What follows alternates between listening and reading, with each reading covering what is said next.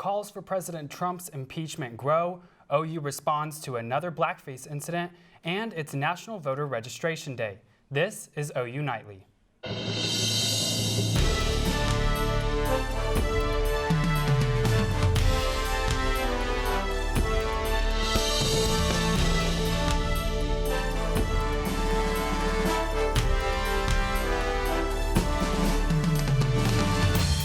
The future of our democracy is at stake.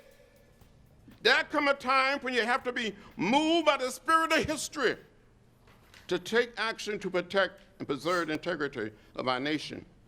I believe the president has admitted to asking the president of Ukraine to take actions which would benefit him politically. Those were the words of Representative John Lewis earlier today. And his words were echoed all day long from mostly Democrats, some running for president. Tonight, a historic announcement, the breaking news coming from Washington, D.C. just moments ago, when Speaker of the House Nancy Pelosi announced impeachment proceedings against President Donald Trump. The president has admitted to asking the president of Ukraine to take actions which would benefit him politically. The actions of the Trump presidency revealed the dishonorable fact of the president's betrayal of his oath of office, betrayal of our national security, and betrayal of the integrity of our elections. Therefore, today, I'm announcing the House of Representatives moving forward with an official impeachment inquiry. This announcement comes today as the president faces reports that he pressured a foreign leader in an effort to target political rival Joe Biden.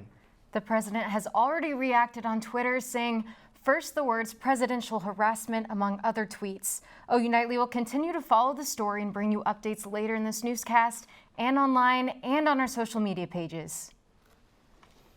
The same week, an OU student posted a video of himself in blackface on social media. The university is recognizing Civil Rights Week. A meeting today at Price College focused on diversity and inclusion, along with the chance for students to make their voices heard. The meeting included interim dean of Price College, along with other staff members. OU students were able to express their feelings about racist events on campus. Price College's diversity director said it is important for students' voices to be heard and know that someone cares about them. We want to listen to the students. We are so student focused that this is so important to you and to us. So we need to know what we need to do going forward. MacArthur says his office is open to all students on campus. And during OU's Civil Rights Week, there are several opportunities for information and conversations to take place. The Office of Diversity and Inclusion is hosting a town hall tonight at Dale Hall alongside interim president Joseph Haraz. The event starts at 6 p.m. tonight and is open to all students and others in the OU community to voice any concerns or opinions they would like to be heard. And the Black Emergency Response Team of OU will be hosting a press conference at Dale Hall tomorrow morning at 11:30. This event is in response to the blackface incident over the weekend. Both events are open to everyone. Organizers would appreciate an RSVP on Facebook if possible. It's National Voter Registration Day, and OU Votes is taking the initiative to help students on campus get registered. Today marks the 7th annual National Voters Registration Day, and since its startup in 2012, thousands of people are now able to register to vote in many different places all over the U.S. This is important because everyone has a voice. If you're able to register to vote, please come out and come get registered so you are able to vote in the primary and general election here in the up-and-coming 2020 election and further beyond. Students must be 18 years old prior to Election Day, be a U.S. citizen, and have a valid ID or Social Security number. You may also register to vote tonight inside of the OU Bazell Memorial Library, room LL18 from 7:30 to 9:30 p.m. President Trump spoke today at the United Nations Assembly meeting regarding Iran's bank sanctions. Sinclair Jacobs has more on this. Sinclair. Thanks, Talon. President Trump speaks at the United Nations General Assembly about tightening Iran's bank sanctions due to recent attacks. Trump called Iran's regime one of the greatest security threats facing peace-loving nations. As long as Iran's menacing behavior continues, sanctions will not be lifted. They will be tightened. Trump also stated that no responsible government should subsidize Iran's bloodlust. Teen climate activist Greta Thunberg's emotional speech at the United Nations Summit yesterday prompted a tweet from President Trump, saying she seems like a very happy young girl looking forward to a bright and wonderful future. So nice to see. At the summit, Trump made a 15-minute appearance to state that though he believes in clean air, every country should do it for themselves. And British Prime Minister Boris Johnson has been accused of suspending Parliament for personal Brexit gains. The United Kingdom Supreme Court claims Johnson acted illegally when he suspended Parliament and lied to the Queen Elizabeth II. President of the UK Supreme Court Brenda Hill claims that Johnson's actions to be unlawful. This court has already concluded that the Prime Minister's advice to Her Majesty was unlawful, void, and of no effect. This means that when the Royal Commissioners walked into the House of Lords, it was as if they had walked in with a blank sheet of paper. Johnson has announced that he has no intentions of resigning. And Grace, nothing bonds co-workers more than shared life experiences. 9 firefighters in the Rancho Cucamonga Fire District all had babies between March and July and had a photo shoot at their station to celebrate. Back to you at the desk. Thank you. The Department of Corrections is now allowing some inmates to have controlled movement at several Oklahoma prisons. The DOC is allowing all farm and industry workers to return to their assigned jobs, as well as those in education programs to return to the classroom.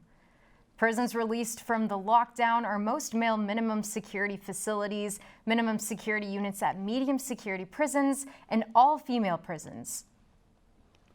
Fort Sill representatives are warning members of the community of a potential mass shooting hoax. The bulletin, originally posted by the Travis County, Texas Sheriff's Office, has been determined to be fake. The document circulating around social media was shared to Fort Sill page out of caution. It was not to be taken as a direct threat to the community. The Travis County Sheriff's Office says there's a press release. The press release is false and they did not report this information. We woke up to rain here in Norman this morning. Yes, but are there still storms around? Hannah Scholl joins us for the forecast. All of that rain and showers have cleared up nicely. We do have some partly cloudy skies for us right now. 85 degrees here, but it's feeling really sticky. 70 degrees is our dew point. We do have some storms firing in the area, however, right now. We have some along the southern coast, southern border of the state and also along the western area. And there are actually some warnings in effect for those. But what can you expect later? We have some more rain in the forecast perhaps, and when will we see some fall weather looking ahead to your weekend as well? Back to y'all. Thank you, Hannah. An Oklahoma school is taking a stand against a national epidemic, vaping. Stick around to find out how the school plans to put the problem to an end. Plus, the latest on the mysterious illness linked to vaping when OU Nightly returns.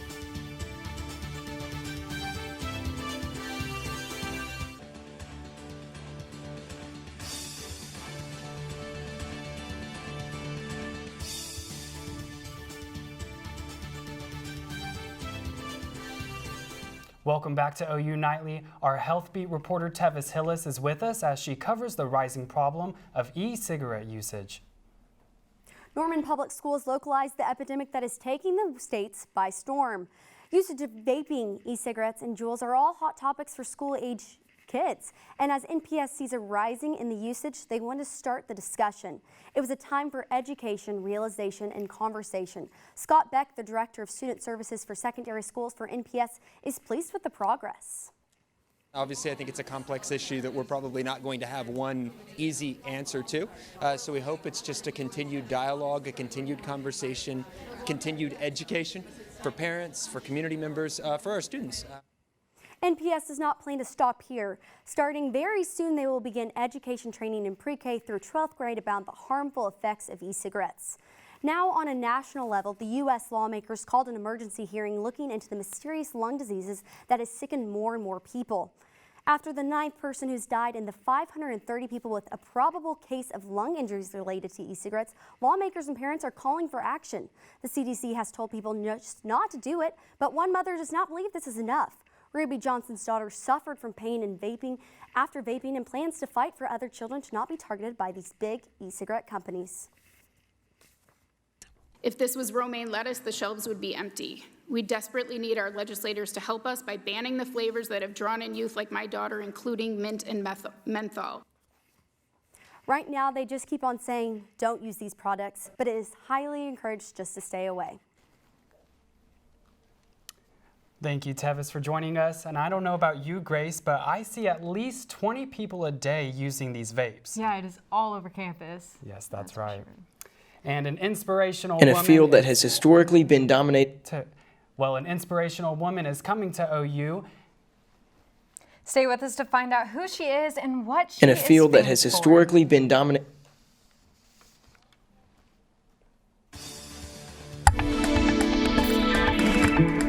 Welcome back to OU Nightly. I'm Hannah Scholl with your weather for today. We have nice clear skies in Oklahoma City, but some clouds have moved into the area here in Norman. 84 degrees is your current temperature, but it's feeling really sticky out there. 71 degrees is your dew point temperature. We had some rain come through this morning. We got almost 1.5 inches here in Norman. Most of it was concentrated in the northeast area, but how much rain can we expect moving forward in the future? So here in Norman, we actually are not going to be expecting too much rain. Wednesday is looking pretty clear for us here, but we'll have some rain coming through in the northeastern area again. The main chance for rain is actually going to be Wednesday evening and into Thursday. So we can see almost 2 inches over in Muskogee Wednesday night into Thursday. So let's take a look at the timing of all of that. All of this is just some clouds moving through. We have some rain coming through Wednesday morning, but that's not going to be the main chance of rain. Again, that's going to happen Wednesday night and into Thursday morning. So here we see it develop. It's going to move down the eastern border of the state, and then eventually weaken and dissipate by noon on Thursday. Here in Norman, we're not expecting any rain or anything tonight. We're actually going to have a really nice night. 78 for your evening and cooling off to 75. And then tomorrow we're going to have some really summer-like weather. Our high for the day is going to be 90 degrees. And then taking a look forward, 2 days tomorrow, it's still going to be hot and breezy. You thought it was fall. It's actually not really going to be feeling too much like fall. And then Thursday we have the rain chance in the area. Here in Norman, we're not expecting too much rain, but maybe a sprinkle or two as you go throughout your day on Thursday. And then if you look at the rest of your week, Friday's looking really nice, but we have those hot temperatures still sticking around in the area for the next few days, and they're not supposed to start backing off until maybe Saturday or Sunday. And then with the back off of the temperatures is also going to be coming some rain and some possible storms as well. You know what? I'm honestly just excited to get into this fall weather. I'm tired of this spring-like weather, summer-like weather. Yeah. I'm ready to pull out my hoodies, pull out my scarves, get into flannels. get into my spooky season mood. Yeah, we probably won't be seeing like a strong cold front come through like that until early next week. Awesome. Well, I guess I better enjoy this hot weather while it's around. Yeah. Thank you, Hannah. And the Gallagher College of Engineering is hosting a public lecture in which they're bringing in Dr. Katie Bowman, the computer scientist who helped capture the first ever image of a black hole. OU Nightly's Adam Seibel was able to sit down with her before the interview for a lecture. Meet Dr. Katie Bowman. She is a computer scientist who led the creation of an algorithm that eventually led to the first ever image of a black hole. To this day, sometimes I have to pinch myself being like, oh my God, we saw the first image of a black hole. Taking a picture of a black hole isn't easy, especially considering that the black hole that she helped get a picture of is some 55 million light years away. It's about the same size to us as if you were trying to look at a grain of sand that was in New York and you were viewing it from California. In a field that has historically been dominated by men, Dr. Bowman is a testament to changing trends, even being praised by U.S. Representative Alexandria Ocasio-Cortez. Despite the attention that Katie has since gotten, she remains humble and praises her team's efforts. But the Event Horizon Telescope was truly like a collaborative effort. There are many different parts of the project from around the world, in Europe, in South America, here in North America, in Japan, lots of different areas that all work together. I asked Katie if she's been able to frame the picture of the black hole, but she said other than a few newspapers from when the news broke, she hasn't gotten around to framing the picture yet. She will also be giving a free public lecture here at the National Weather Center tonight at 6 p.m. Adam Seibel, OU Nightly. If you are unable to make Dr. Booman's lecture tonight at the National Weather Center, she does have a TED Talk about her black hole breakthrough free to watch on YouTube. And how about the Cowboys quarterback and his viral video? Lucas Whitaker is with us for more. Lucas? Oh yes, Dak Prescott was thinking out loud on the field this past Sunday, not about football, but his favorite food. And the Sooners are preparing for another shootout with a team they've got some history with. Don't go anywhere, because sports is next.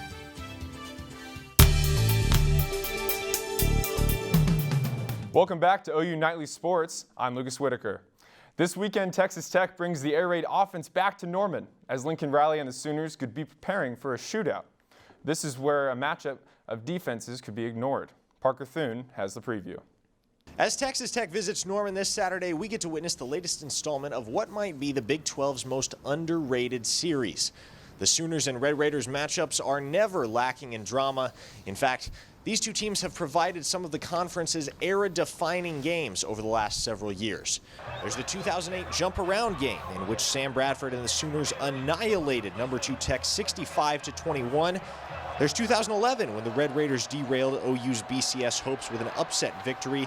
And let's not forget 2016 when Baker Mayfield and Patrick Mahomes made every effort to break the scoreboards in a transcendent shootout. So it begs the question, are we in for more of the same this year? Still a lot of the same things that you expect from Texas Tech. They got really good skill players all over the place.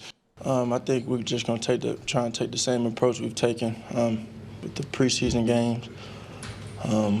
Go out there and execute. Now, Tech is off to a solid 2-1 start under new head coach Matt Wells. However, the biggest storyline coming out of Lubbock this week is the quarterback situation. With starter Alan Bowman sidelined with an injury, it'll be either Jet Duffy or Rice transfer Jackson Tyner that steps in to take the snaps. Wells has yet to make an official decision. Parker Thune, OU Nightly. OU volleyball takes the court against the Horned Frogs tomorrow night at McCaslin. TCU is 5-5 on the season, looking to make it 6, but the Sooners are 8-3 overall with an impressive home record, 4-0. And it's the first game of conference play for the Sooners. Oklahoma soccer forward Kaylee Dow was selected as one of 30 candidates for the 2019 Senior Class Award. Candidates must be a senior and excel in 4 areas: community, classroom, character, and competition. Dow has started every game for the Sooners and has played all but 12 minutes this season. The winners will be announced during the Women's College Cup Championship in December.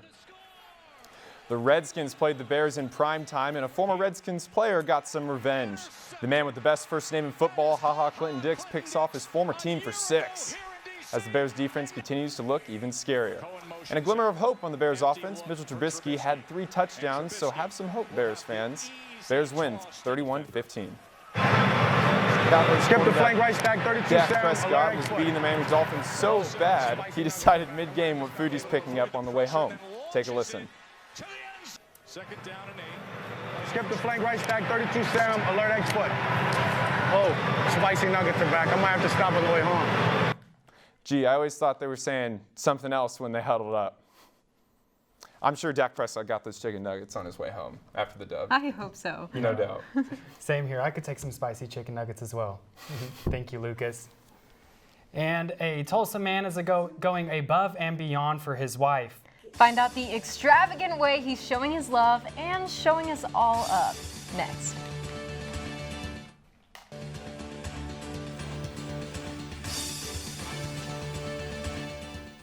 Welcome back. I'm Kayla Davis at the OU Nightly Update Desk with more on President Trump's impeachment inquiry.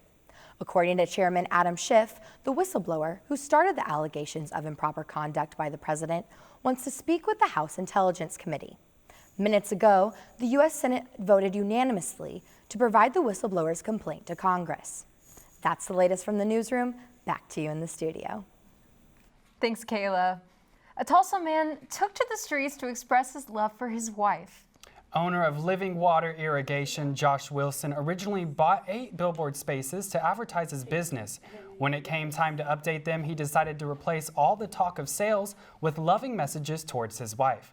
The signs read, "Amy, I love you more," along with his company logo to ensure the right Amy received the message. Well, I don't know about you guys, but that sure sounds like love to me. Such a sweet story. Thanks for watching OU Nightly, brought to you by the Gaylord College of Journalism and Mass Communication on the campus of the University of Oklahoma. We'll see you back here tomorrow night, live at 4:30. Have a great evening.